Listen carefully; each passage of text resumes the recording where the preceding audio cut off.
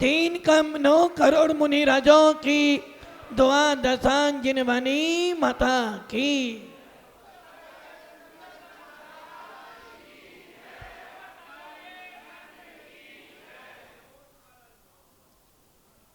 भव्य आत्माओं, अंतिम शासनपति भगवान महावीर, जिनकी पावन देशना हम लोग सुन रहे हैं। भगवान महावीर वो महावीर हैं जिन्होंने कभी समूह शरण के अंदर हम जैसे भव्य जीवों के लिए 30 साल तक उपदेश दिया। जो उपदेश भगवान महावीर ने दिया वही उपदेश भगवान आदिनाथ ने दिया, और जो उपदेश भगवान आदिनाथ ने दिया था वही उपदेश अनंत तीर्थंकरों ने दिया। और आज भी आपको वही उपदेश मिल रहा है जो उपदेश समोसन में तीर्थंकर देते हैं। जिस उपदेश को सुनकर ये आत्मा परमात्मा बनता है, जिस उपदेश को सुनकर तुम में से कोई भव्य जीव भेद विज्ञान प्राप्त करता है, और उसी उपदेश को सुनकर कोई भव्य जीव मुनिराज आदि का बनकर अपना मोक्ष मार्ग प्रशस्त करता है। भव्य आत्माओं, ये चिंतन करना, आप जीवन में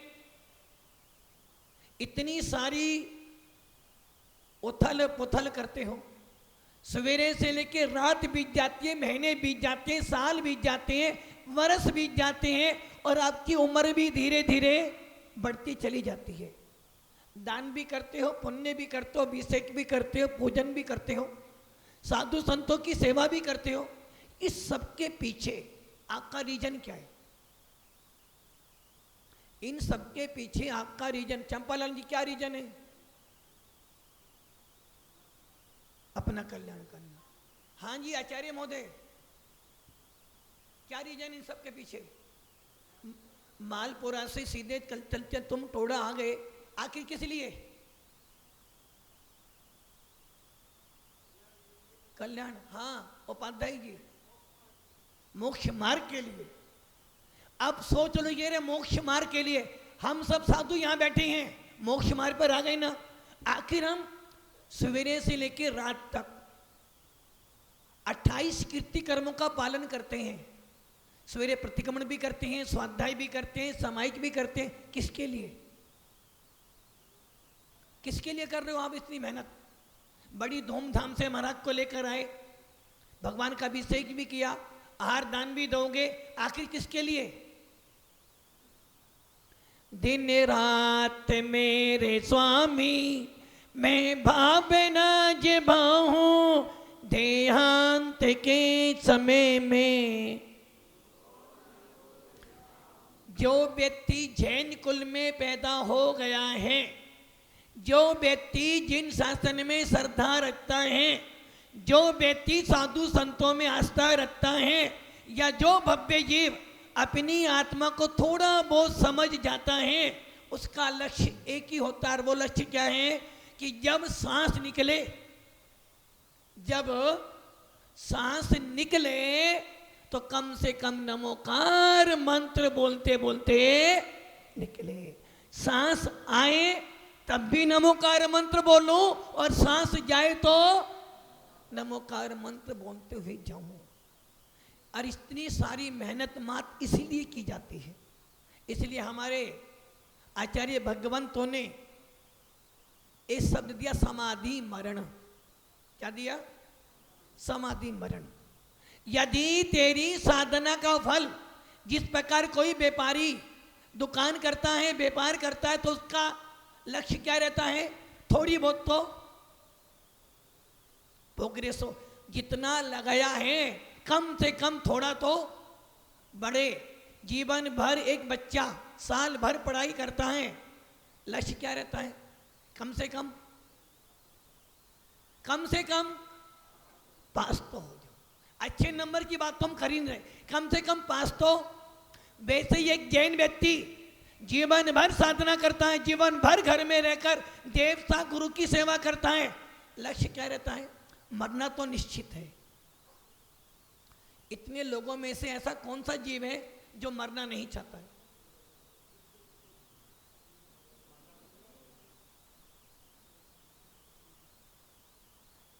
इतने सारे लोग यहां बैठे हैं, इसमें से ऐसा कौन सा लोग है जो मरना नहीं चाहता है?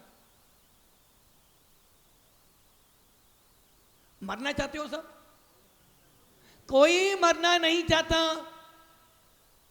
यदि आपके घर में बैंड बज रहा है, क्या बज रहा है, और कोई बोल दे और धुन चल जाए, राम नाम सत्य है, सत्य बोलो, क्या करोगे?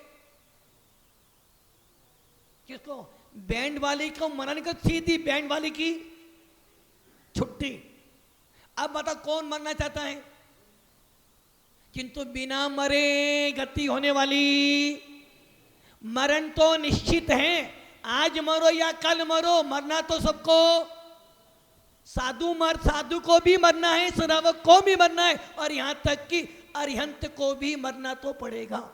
बिना मरण गति बदलने वाली, किंतु एक मरण ऐसा होता है जिसे हम पंडित मरण कहते हैं। एक मरण ऐसा होता है जिसे हम समाधि मरण कहते हैं, और एक मरण ऐसा होता है लोग कहते हैं अच्छा हुआ धरती का बोझ कम होगा। मरना सबको है। इसलिए हमारे जैन शासन में 17 प्रकार का मरण कहां है? कितने प्रकार का?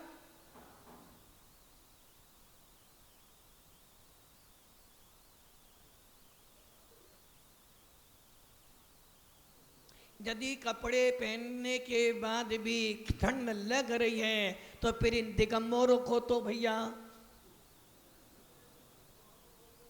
बोलो महाराज जी आपको आदत हो गई है। जिस प्रकार हमको सहन करने की आदत हो गई है, वैसे आपको कपड़े पे कपड़े पहनने की आदत हो गई। जितने ज्यादा कपड़े पहनोगे उतनी ज्यादा ठंड, जितना ज्यादा पानी में रहोगे उतनी ठंड। और कहावत है ना, गर्मी को गर्मी मारती है। गर्मी का मौसम क्या पीते हो सवेरे सवेरे? वैसे ही ठंडी में ऐसे भी जीव जो दिन भर पानी में काम करते हैं, ऐसे भी जीव जो सर्दी के अंदर आइसक्रीम कोल्ड ड्रिंक पीती हैं, उनको सर्दी। वैसी भव्य आत्माओं अपनी समझ की बात को समझो। 17 प्रकार का मरण है, और इन 17 प्रकार के मरणों में से तुम्हारा मरण होना है। और उसमें भी आचार्य भगवान कह रहे हैं 5 प्रकार के मरण हैं, जिन मरणों में पूरा विश्व अपना मरण करता है। कितने प्रकार का? 17 में से 5 रह गए, 12 ओनली 5 रह गए। पहला मरण है बाल मरण, दूसरा है बाल मरण, तीसरा है बाल पंडित मरण, चौथा है पंडित मरण, और 5वां है पंडित मरण। अब इन 5 प्रकार के मरणों में से कौन सा मरण आपको करना है? इसमें से कौन सा मरण करोगे आप? पंडित वो आपका नहीं हो सकता। पंडित मरण करने के लिए तुझे घर का त्याग करना पड़ेगा। पंडित मरण करने के लिए तुझे केवल ज्ञान की प्राप्ति करनी पड़ेगी। पंडित मरण करने के लिए 14वां गुण स्थान प्राप्त करना, और वो पंचम काल में, चतुर्थ काल में हो सकता है सभी का। इसके बाद आता है पंडित मरण। करना है पंडित मरण, अशोक जी करना है तो ऊपर आना पड़ेगा। देखो बाद में आयु पूछकर नहीं आएगी। दल बल देवी देवता माते पिता परिवार, मरती बिड़िया जीव को। इसलिए आयु तुमसे पूछकर नहीं आएगी, भैया अभी रुक जा, मेरा बेटी की शादी हो जाए फिर आऊंगी। आयु तो निश्चित है, और कभी भी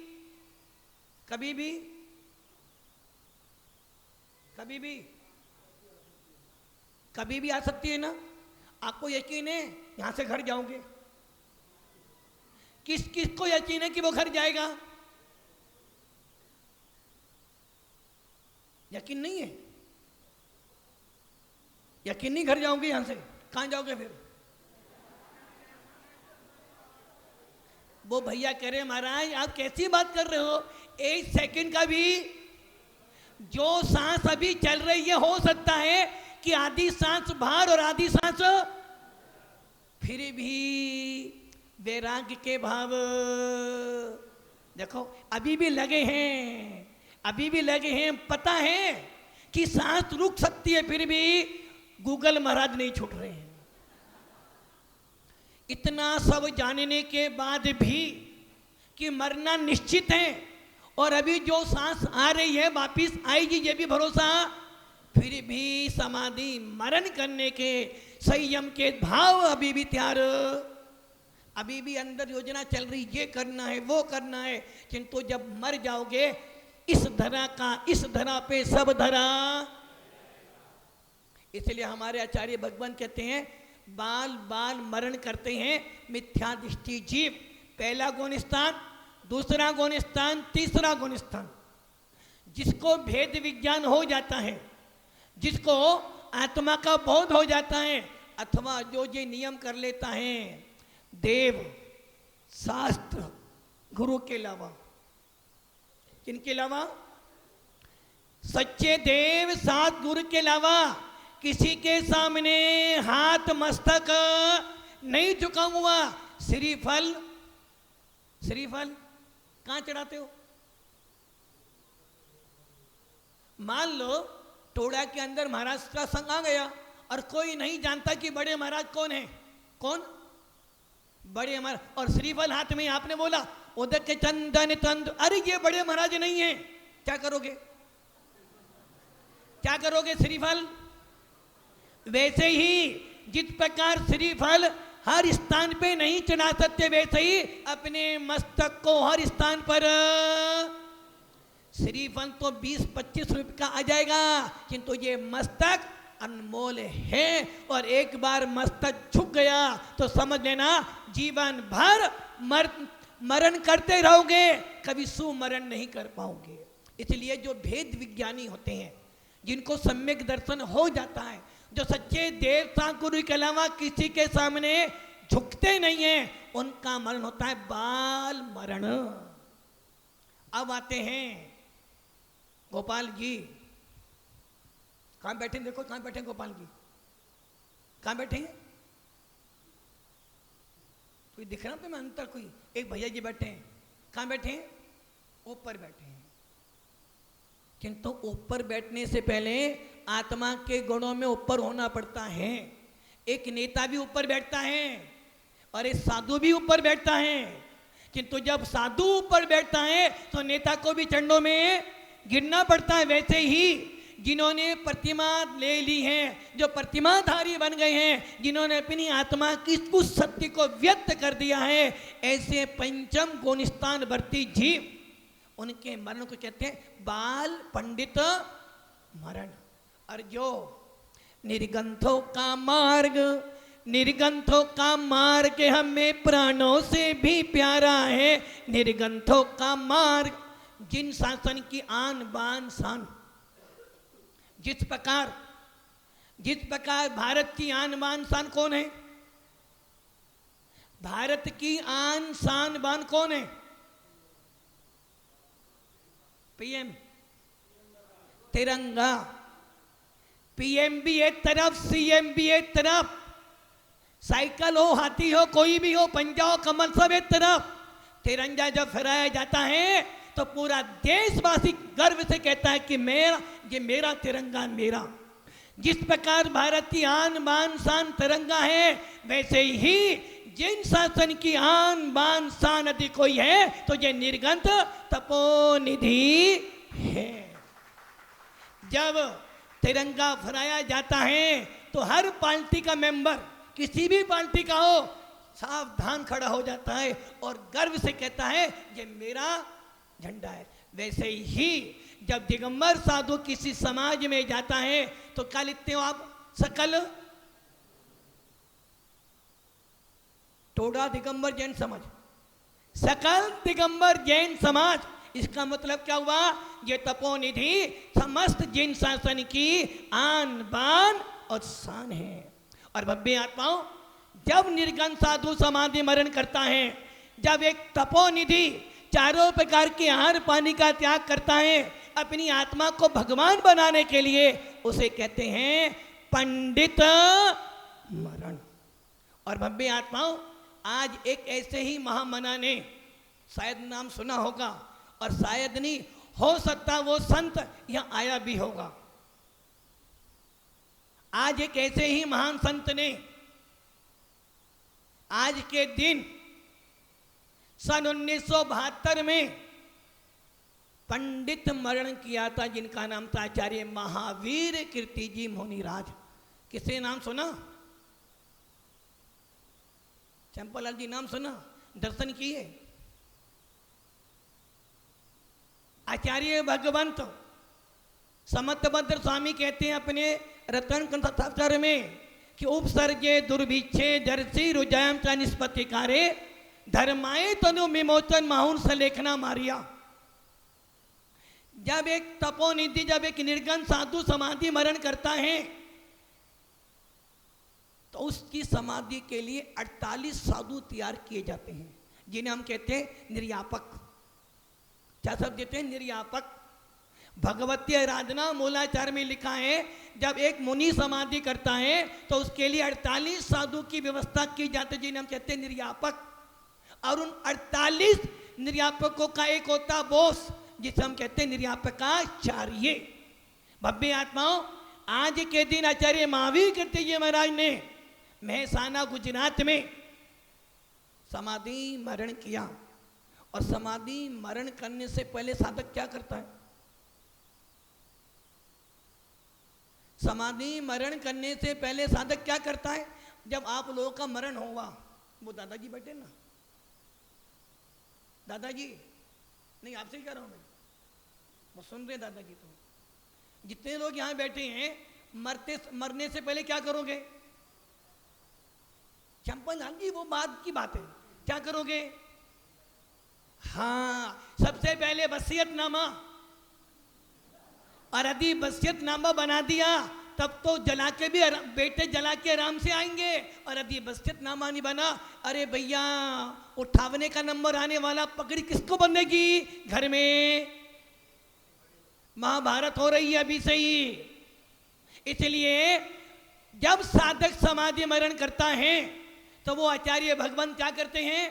अपने शिष्यों को, जिनको जीवन भर संग्रह किया, योग्य बनाया, शिक्षा दी, इस लायक बनाया कि मोक्ष मार्ग पे खड़े हो गए, उस शिष्य को तो बड़ा बना देते हैं और स्वयं मुनि बनकर उनके चरणों में नमस्तो करते हैं। इसे कहते हैं मृत्यु महोत्सव।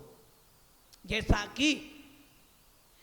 कि आचार्य महावीर कीर्ति महाराज ने किया, अपनी समाधि से पूर्व 3 दिन पहले ही मुनि सन्मति सागर जी महाराज को अपना आचार्य पद दे दिया और स्वयं मुनि बन गए। जिस साधक ने जीवन भर शिष्यों का पालन किया, जो मुनि बनकर उनके पास बैठा है और उनसे अपनी आलोचना प्रायश्चित ले रहा है। जैसा कि जब ज्ञान सागर जी महाराज ने, जब आचार्य ज्ञान सागर जी ने समाधि मरण किया तो क्या किया? मुनि श्री विद्यासागर जी को गुरु बना दिया और स्वयं छोटे बन गए। अब को इसे कहते हैं जैन शासन, इसे कहते हैं समाधि मरण की प्रक्रिया। और आप क्या करते हो? मरते मर जाते हो, किंतु वसीयत। बेटा मैं तो जा रहा हूं, तुम भी लड़ते रहना ऐसे। एक अच्छा बाप वही होता है, एक घर का मुखिया अच्छा वही होता है जो अपने जीते जी तो जो बूढ़े हो गए हैं, अभी से बेटे के पास जाना, बेटा आज से जो भी संपत्ति में, अरे हमारा रोटी कौन देगा फिर बाद में हमें?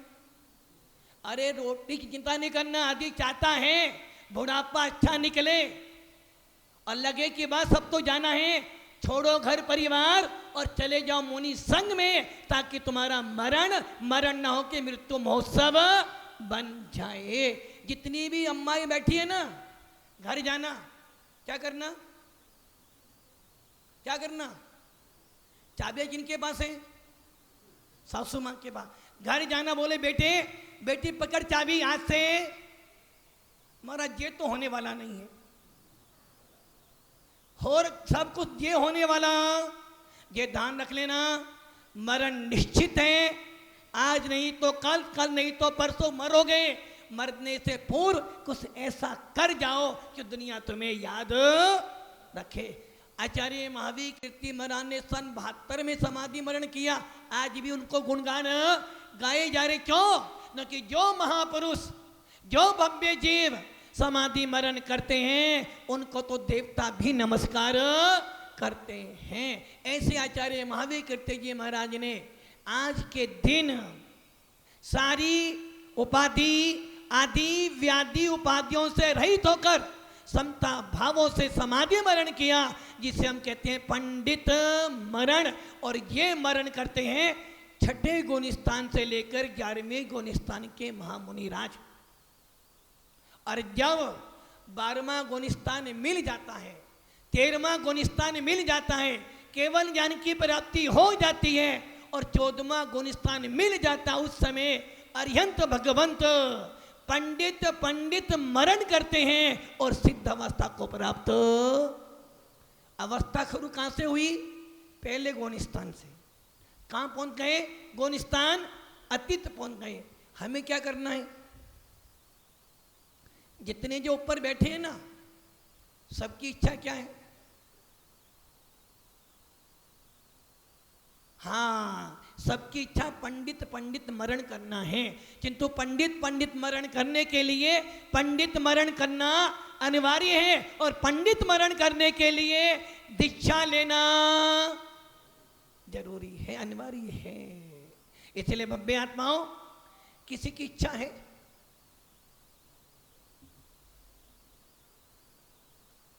किसी की इच्छा है?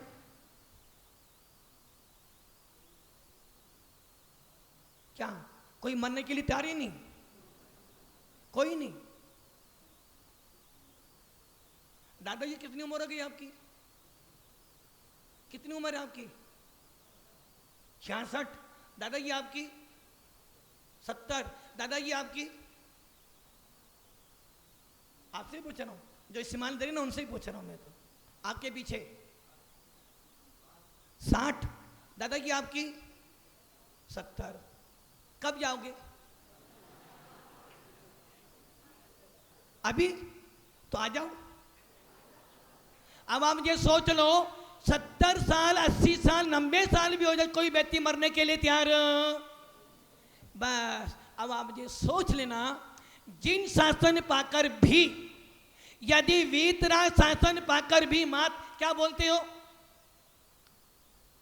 दिन रात मेरे स्वामी मैं भावना ये बाहूं देहांत के समय में। कब? जब हाथ पैर में दम नहीं और हम किसी से, जब तक हाथ पैर चलने, जब तक तो घर में करोगे, और अंत में भैया कोई नमो का मंत्र सुना दो। अब कान सुनता नहीं, नेत्रों से दिखता नहीं, हाथ पैर चलते नहीं, और डॉक्टर कह रहा भैया खाना भी नली से, जाना भी नली से। खाना किससे? नली से। और जाना, आहार भी नली से, निहार भी नली से। अब कह रहे भाई कोई नमो का मंत्र सुना दो, तो अब नमो का मंत्र क्या करेगा? जब दम था, जब तो तेरा मेरा धन कमाओ धन कमाओ धन कमाओ, और जब हाथ पैर में दम नहीं रहा, अब क्या सोच रहे हो? चलो भाई समाधि मरण कर ले। अब कुछ होने वाला। जिनको समाधि मरण करना है उनको बचपन से ही मोनी सकल बरती बड़े भागी, भवे भोगन ते वैरागी, वैराग्य उपावन माही, चिंतई अनुप्रेक्षा। इसलिए यदि चाहते हो, क्या चाहते हो? यदि चाहते हो मेरा मरण कैसा मरण हो? लेटे लेटे। कैसा मरण करना? लेटे लेटे। लेटे लेटे आए थे और लेटे लेटे, यदि लेटे लेटे जाओगे, घर वाले कहेंगे वो तो गया, हमें भी 12 दिन का सूतक लेटे लेटे जाओगे तो मरण कहलाएगा, बैठे बैठे जाओगे तो विमान आएगा, और जो विमान में जाता है उसी को कहते हैं मृत्यु महोत्सव। अब सोच लो, आपके पास 3 ऑफर हैं। कितने ऑफर? पहला ऑफर मरण का, दूसरा ऑफर है पंडित मरण का, तीसरा ऑफर है पंडित मरण का, और चौथा ऑप्शन हो रहे बाल मरण का। जो बार बार जन्म मरण करना चाहता है उसके लिए पहला गुणस्थान, घर में मरो फिर बाहर में घूमते रहो। और जिनको पंडित मरण करना है, एक बार महाराज बन जाओ, एक बार समाधि मरण कर लो, एक बार निर्विकल्प समाधि मरण कर लिया तो 7-8 भव में सिद्ध भगवान निकल परमात्मा बन जाओगे। नहीं तो संसार तो किसी की भावना बनी, कोई मरने के लिए तैयार नहीं है। और जब कोरोना आया था, सब कह रहे थे भगवान कोई महाराज मिल जाए, कोई महाराज मिल जाए, कोई महाराज मिल जाए। अरे महाराज के तो छोड़ो, तुम्हारे घर के व्यक्ति भी तेरे पास आने के लिए तैयार। जब कोरोना आया, बाप सामने तड़प रहा है और बेटा पिताजी मुझे नहीं आना, तुम जाओ, यदि मैं आऊंगा तो मुझे भी साथ में जाना। मेरे पीछे क्या करे भैया, परिवार है और बाप परिवार में नहीं आता। अरे बाप से मतलब इतना ही था, पाल पोस के बड़ा कर दिया, पापा जी बाय बाय, मेरे पीछे मेरी पत्नी बच्चे बैठे हैं। अब आप सोच लो, कोरोना के अंदर ऐसे भी लोग गए जिनको जलाने के लिए बेटा तक ही नहीं गया। और शराबा की नहीं, बड़े बड़े पंडित, बड़े बड़े विद्वान जितने जीवन भर शास्त्र की गद्दी पर बैठकर प्रवचन दिए हो, समेसर जैसी बातें की हो, और जब कोरोना में गए तो कोई अग्नि देने वाला भी, लाशों का ढेर पड़ा है और वही लोग आए जला गए, कोई रोने वाला भी। अब सोच लो, कोरोना से बचना हो, महा बीमारी से बचना हो तो एक काम कर लो, अभी समय है, जाग जाओ। और यदि अभी नहीं जागोगे तो जीवन में कभी जागने वाले, अब जो मिला है फिर ना मिलेगा, कभी नहीं रे। मनुष्य जन्म अनमोल रे, इसे मिट्टी में ना घोल रे। अब जो मिला है, भावना बनी किसी की? नहीं बनी। बोले महाराज जब मृत्यु आएगी, जब सोचेंगे, जब घर में आग लगेगी, जब कुआं, तो घर भी जलेगा और कुआं भी मिलने वाला। इसलिए भव्य आत्माओं, साधु संत अपनी आत्मा की साधना करते हैं मात्र समाधि मरण करने के लिए। धन्य है वो पुरुष जो समाधि मरण करते हैं, धन्य है वो भव्य जीव जो समाधि मरण करने के मार्ग पर बढ़ते हैं। इसलिए हमारे जैन शासन में सर्वोपरि निर्गुण साधुओं को माना गया है। और आज के दिन एक निर्गुण साधु ने अपना समाधि मरण किया। और भव्य आत्माओं, आचार्य महावीर कीर्ति महाराज 18 भाषाओं के ज्ञाता, मंत्र तंत्र ज्योतिष के पाकाण विद्वान, और जो बोल दिया पत्थर की लकीर, निमित्त ज्ञान शिरोमणि आचार्य विमल सागर के परम गुरु। तो समझ लेना, जब उस एक शिष्य ने पूरे हिंदुस्तान में तहलका मचा दिया तो उनके गुरु ने क्या किया होगा। ऐसे महावीर कीर्ति महाराज जिनके सामने देवता भी नतमस्तक होते थे, ऐसे दिगंबर साधु ने आज के दिन समाधि मरण किया। और समाधि मरण करते हुए दिखा दिया कि पंचम काल के अंदर भी सच्चे भावलिंगी मुनिराज पाए जाते हैं। तो भव्य आत्माओं, गर्व होना चाहिए आप लोगों को कि आप लोग जैन हो। आपको स्वाभिमान होना चाहिए कि हमें वीतराग शासन मिला है, जिस शासन में जन्म लेते हैं जरूर, किंतु जन्म के बाद मृत्यु महोत्सव की तैयारी भी की जाती है। और हम में से ही कोई भगवान बनेगा, सिद्ध बनेगा, और इस कल्याण, इस मोक्ष मार्ग पे बढ़ता हुआ लाखों जीवों का कल्याण करेगा। इसलिए भव्य आत्माओं, यदि जिन शासन मिला है तो कम से कम मरना निश्चित है, और जब मरना निश्चित है, कायर भी मरता है, सूरवीर भी मरता है। और युद्ध में जो पीठ दिखाकर भाग जाता है उसे कायर कहते हैं, और जो युद्ध में लड़ते लड़ते मर जाओ उसे शहीद कहते हैं। और जब शहीद हो जाता है तो पूरी की पूरी दुनिया उसको हाथ जोड़ती है। इसलिए मरना तुम्हें भी है और मरना है ना, एक ही आवाज नहीं आ रही। मरना कितनी ही कोशिश कर लेना, जब सिकंदर जैसे को भी मरना पड़ा, तीर्थंकर महावीर को भी मरना पड़ा, तो तेरी तो फिर औकात ही क्या है। तुझे भी मरना है, मुझे भी मरना है, तुझे भी जाना है, मुझे भी जाना है। तेरे पीछे भी लोग होंगे, मेरे पीछे भी लोग, तेरा भी बैंड बजेगा और मेरा भी। किंतु जब तू जाएगा तो कुछ कर नहीं पाएगा, और जब मैं जाऊंगा तो मेरे तो मौसम बनाया जाएगा। इसलिए अच्छे मरण को करें ताकि हमारा मोक्ष मार्ग प्रशस्त हो। ओम नमः सिद्धेभ्यो।